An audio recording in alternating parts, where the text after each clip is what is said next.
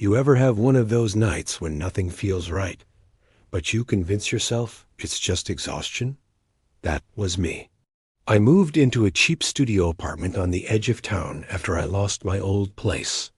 Cheap rent, quiet neighbors, perfect for night shifts. At first, it was normal. But I always had this old camcorder with me, a relic I found in a box in my grandmother's attic. I kept it for memories. The quality wasn't great, but it captured sound and movement. I never thought I'd use it for anything important, until the night things changed. I worked late shifts at the hospital. I'd get home around 11 p.m. too tired for TV or games. So one night, I just set the camcorder on the table facing my bedroom. I wasn't planning to record anything, just left it there. At 3:03 a.m., I woke up, not due to noise, just woke up. I grabbed the camcorder to check the time, and that's when I noticed something strange on the tiny screen. A shadow was in the doorway. Not a person, not a shape I could fully see. Just a darkness thicker than the night itself. I stared at it for a second, then blinked. It was gone. The next morning, I watched the footage. Nothing until 3:03 a.m. Then the hallway shows a slow, dark shape. No face. No movement like a person, just presence. At first, I shrugged it off. I told myself it was a trick of the light. But that night, I positioned the camera again, this time pointed at a corner I often slept facing. I fell asleep easily. But at exactly 3:03 a.m., I woke up again, and I wasn't alone. I felt cold, a presence behind me, slow breathing, not mine. And a whisper, soft, barely audible. Come closer.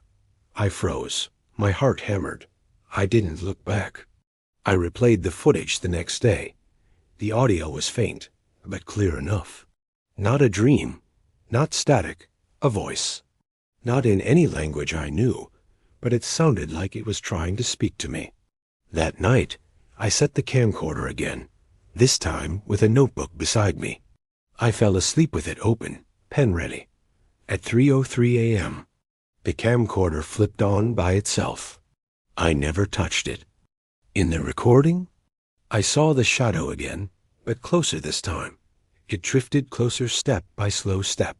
Then it reached the bed frame. Then silence, but the camcorder didn't shut off. The battery drained itself. When I woke up at 7 a.m., the camera was flickering.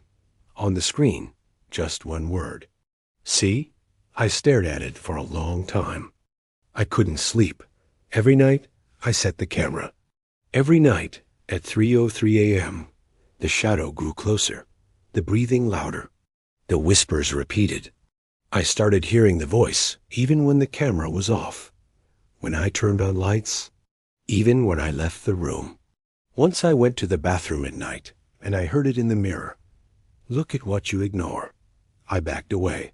My reflection didn't mimic me for a moment.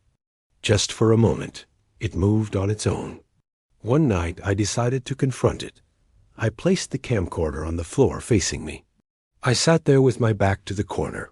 At 3:03 a.m., the lights flickered. The shadow appeared directly behind me. I could feel its breath on my neck. Then, a hand. Not human. Cold, slowly brushing my shoulder. I didn't scream. I couldn't. I was frozen. Then silence. Just the camcorder rolling. Until 4 a.m. I don't know how I fell asleep, but I woke up on the floor, the camcorder beside me. The battery did. Cold sweat covering me. I watched the last footage. That moment behind me, it wasn't a shadow anymore. It had form. Tall. Dark. No face. Just an outline. And on the last frame, it raised its hand toward the camera. There's something I learned from all this. It doesn't just watch at night. It waits, and it learns you. So here's a question for you. If your camera captured a shadow at 3:03 a.m., would you watch it again? If you want more real-feeling horror stories like this, hit subscribe and turn on notifications. The next video might just show what was behind the camera.